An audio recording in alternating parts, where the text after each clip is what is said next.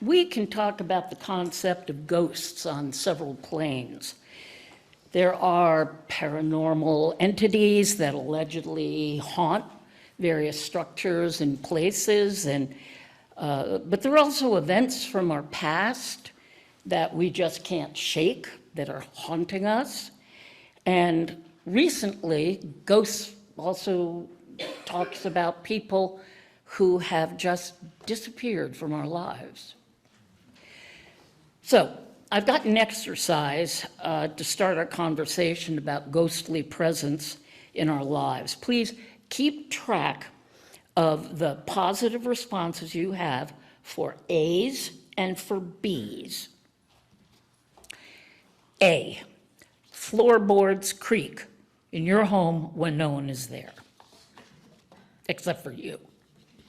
B, you still think about that awful boss who made your life miserable. A, part of the house or apartment are always drafty despite the absence of vents or open windows. B, you feel guilty about the games, the recitals, and birthdays you missed, even though your kids grew up to be fine adults. A, furniture is frequently found in different places, but your partner, roommate, children swear they didn't touch anything. B, you wonder about the one who got away, even though your marriage is solid. A, doors slam when you're home alone. B, you have never considered naming your child fill in the blank because of the treatment that fill in the blank gave your bullied you like crazy in your childhood. A, strange sounds echo through your home at night, such as a child's laughter or a baby's crying, and you don't have kids. B, you wonder what your life would have been like if you'd only, choose which fits, studied harder, taken the promotion out of state, not had children, traveled more, traveled less, been nicer to your pick family member of your choice. A, your child or younger sibling is attached to an imaginary friend that he or she insists is real. B, you have an imaginary friend.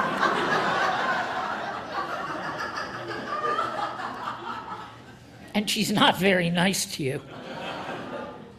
A, you actually saw a ghost. B, people who you counted as friends aren't responding to your texts and turn down your invitations. As you've probably guessed, if you had several positive responses to the B options, what's haunting you can be your past experiences of perceived failure, of guilt, or regret for the path not taken. Metaphorically speaking, most of us are haunted by the ghosts of our past, that opportunity that we let slip by, the kids that we can't forget who bullied us on the playground. That's why I'll never name a cat Bruce. That love interest who treated us badly, the prize or honor we didn't get, that professor who graded us unfairly, and so on and so on. When I remember the torment of not being asked to dance at any of the boy-girl parties in 5th grade, I remember it with my 10-year-old mind. When I was mercilessly teased about being an egghead, I remember it with shame of an 11-year-old. When I wasn't elected co-captain of the cheerleaders during the first round of voting, I remember that as a 16-year-old, not someone who has gone on to live 6 more decades. Remembering the negative experiences of our lives is part of a type of psychological evolution. And neuropsychology has proven over and over again that we tend to remember the things that are negative, our own or that of others. It's like every news producer I ever met at CBS said to me, if it bleeds, it leads. Politicians play to our fears, our perceived inadequacies. Those outsiders, you know them, the nameless, shapeless thems, the people who aren't like us. The world, in our world that will threaten our very existence. It's just a slightly more sophisticated version of worrying about the saber-toothed tiger who's at the mouth of our cave. Saying things like, well, things are pretty good now, inflation is down significantly, unemployment is lower than it was before employment, and more people than ever are getting health care, isn't politically sexy. Because we are all paying attention to what isn't right in our world right now. What we pay attention to now is that Coca-Cola costs $6 for a six-pack, and we're all gonna have to get used to going baconless. If your past is still haunting you, it's because you keep it alive in your mind by thinking about it. However, if your mind is filled with the present, there's no room for the past in your life. So, this is not meant to be an advertisement by a psychologist for everyone to run into therapy, but perhaps more so to use in combination of forgiveness, good humor, and critical thinking when enumerating your ghosts. You are no longer 13, thank goodness, with a vocabulary of a tuna melt or the grace of a pregnant elephant. Your failure to catch the Hail Mary pass doesn't make you a failure in life. Hand-eye coordination is rarely a requirement in investment banking, or being a great attorney, or a super dad. Just because fill in blank dumped you during your junior year of college doesn't mean you are an unattractive, witless loser with zero sex appeal. And besides, I happen to know that blank was picked up for shoplifting a jar of peanut butter, a loaf of white bread, and sweet relish at the local Walmart this week. So in order to be happy in the present, we need to release the ghosts of the past. And have you ever thought that you might be haunting someone? Aha! Remember your first homecoming weekend at college when blank called to see if you had plans, and this was the last person in the world you wanted to spend 3 hours, much less 3 days, celebrating with? And you said something like, I'm washing my hair that weekend. I'm washing the car. Right. And then that person saw you with the homecoming queen or the big man on campus. Yep, you are still haunting that person. And she is now U.S. Congressperson. And you still make them feel inadequate. But there's an insidious type of being a ghost, and that is when, for whatever reason, lack of social skills, fear, or thoughtlessness, you disappear from someone's life without an explanation. We've probably all done it. I have. We make friendships evaporate by ignoring them without dialogue, disappearing as if we never existed. Recently, a long-distance friend confronted me about my lack of availability to her, and she was right.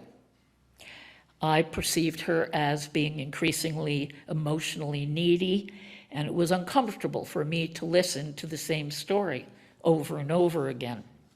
I listened, I gave advice, I asked what would make her happier, but nothing changed. Frustrated, she bravely said, "Maybe our friendship has run its course." I agreed, and I said I would still value the friendship we had had.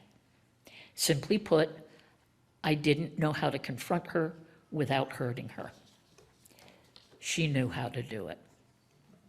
Now, let's get back to those questions marked A, which signal some sort of paranormal activity around you. If you believe in ghosts, you're not alone. Cultures all over the world believe in spirits that survive death, that live in a different realm. In fact, ghosts are the most widely believed of paranormal phenomena. Millions of people are interested in ghosts. Why would they take all those ghost walks? I took the one for Jack the Ripper in London, for Pete's sake. Woo, what fun! In 2019, an Ipsos poll found that 46 Americans say they truly believe in ghosts.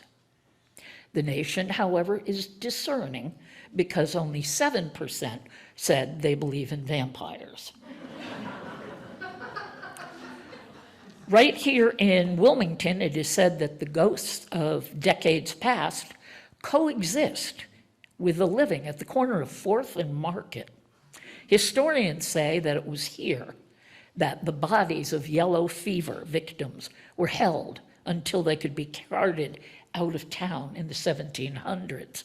It's also the site of the St. James Episcopal Church graveyard, created back in 1750. In his book, Carolina Haunts, the author, Kevin Ward, wrote, "There wasn't much medical science, so if you took a really heavy nap and had a really light heartbeat, you could go to bed and wake up in a box." And in the absence of funeral homes and modern embalming practices, the quicker the relatives could get a body into the ground, the better. So while not wildly prevalent, live burials did occur. And in fact, some people were buried with strings attached to their hands and feet, which were attached to a bell on the ground above. Should the dead awaken, they could sound the alarm. Men were employed to stand watch for several days at graveyards, which is where we get the term graveyard shift. See, if nothing else, you learned that. Okay, so about 18% of people say they've either seen a ghost or been in one's presence, according to the same Ipsos poll. Why do so many claim to have brushes with the afterlife? Well, the idea that the dead remain with us in spirit is an ancient one, appearing in countless stories, from the Bible to Macbeth. It even spawned a whole genre of folklore, ghost stories.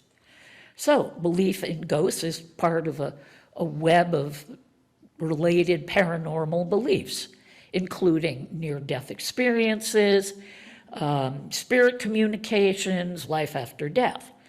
Belief in a spirit world also satisfies a deeper psychological need. The belief offers many people comfort. I mean, who doesn't want to think that our beloved but deceased family members aren't looking out for us or with us in our times of need? As I said, I won't quote all of it, but the Bible is full of people who are resurrected. So there's still much to this universe that we don't understand, and it's comforting to fill in the void with explanations.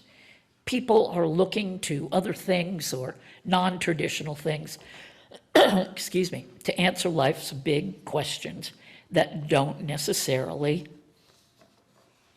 include religion. So I want to pose another explanation that was, in fact, inspired by a homily that Jimmy Reeves gave. As Dr. Jimmy said, the light that we can see as human beings represents only a small portion of the electromagnetic spectrum. Other types of light include radio waves, microwaves, infrared radiation, ultraviolet rays, X-rays, and gamma rays, all of which are imperceptible to the human brain and eyes.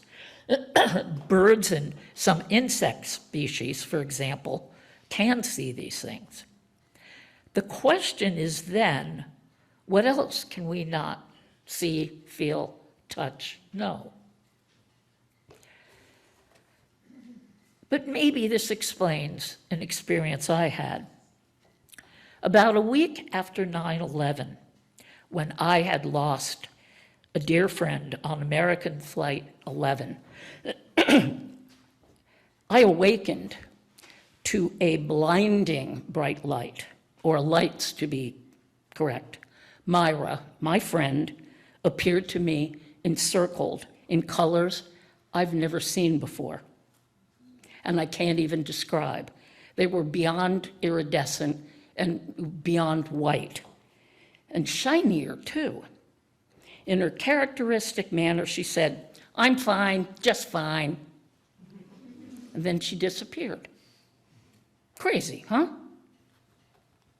So the sane, grounded folks in our congregation are thinking that this is merely a strange dream that was provoked by grief. Okay. Except for one thing. I only told my mother about this dream. And she said, what's amazing is I just listened to a program on NPR with a scientist who said he'd had an experience where the colors of this person were beyond description. They were whiter than white and more iridescent than anything he could describe. So, yikes. Somebody's sharing my stuff.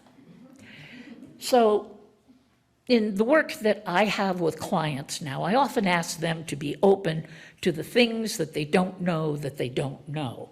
So, qualitative research, which is what I do, is the use of conversation to unearth affect, belief, and motives.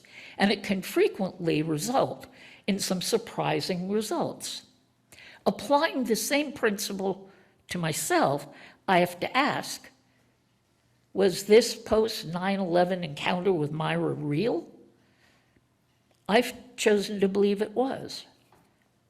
Maybe like the birds who see different colors, just for a few seconds. Maybe that was a window into something I don't know.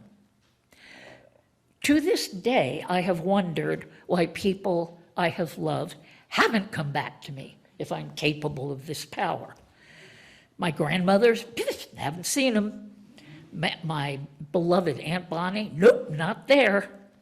And my best friend from the age of 11, who died in a terrible crash with an 18-wheeler, hasn't come back, damn it. And she was a political, poli-sci major at University of Michigan. I could use her right now. Boy. But there wasn't even enough of Vicky to cremate. I gave her eulogy, just like I had given Myra's eulogy. So friends for 43 years, and she doesn't even have the courtesy to come back and tell me how she's doing? Jesus. So I ask you all to consider that there may be more in this world than we can understand. Because Myra wasn't the first one to visit me. In February 1967, I was a freshman at St. Lawrence University in upstate New York. My room was on the second floor on a long wing of single rooms. I had achieved my singular goals when I was invited to join Delta, Delta, Delta, and I was homecoming queen at my boyfriend's college. Now what? I had no idea. I was adrift. I wasn't doing well in my classes. I hadn't joined any clubs or teams. I had lots of dates, but no one who really interested me. Canton, New York was bitterly cold, had feet of snow, and not too much sunshine. My mother had remarried weeks before I left for college to one of her friend's widowers, a guy I didn't care for and drank too much. My dad had died 4 years beforehand, and I'd really never been given the chance to grieve. My mother's friends, and not so quietly, had said, "Thank God Mary has Pamela." So at 14, I believe those were my responsibilities. I called the New York Times and placed my dad's obituary. I attended 2 nights of packed visiting hours, better known as a wake in most parts of the country. I went to the funeral, but I asked to be excused from the interment. And I completed all of my duties dry-eyed so as not to upset anyone. And I remained dry-eyed for years. But that one night in February 1967, something very strange happened. I was fast asleep on a cot that's this big when I felt physical pressure on my feet. I woke up and there was my dad. I had to scrunch back up in my bed. He was smoking his pipe with a cherry tobacco I liked. He told me that he knew I was having a rough time of it and that I would get through it. He said he loved me, and if I ever needed him again, he'd be back. I awoke the next morning, still a bit freaked out by my dream, but oddly comforted. Girls on my floor asked why there was the scent of pipe tobacco in the hall. My dad has never returned, and I leave it up to you, my dear fellow congregants, to try to make sense of it. And that ends my homily for today.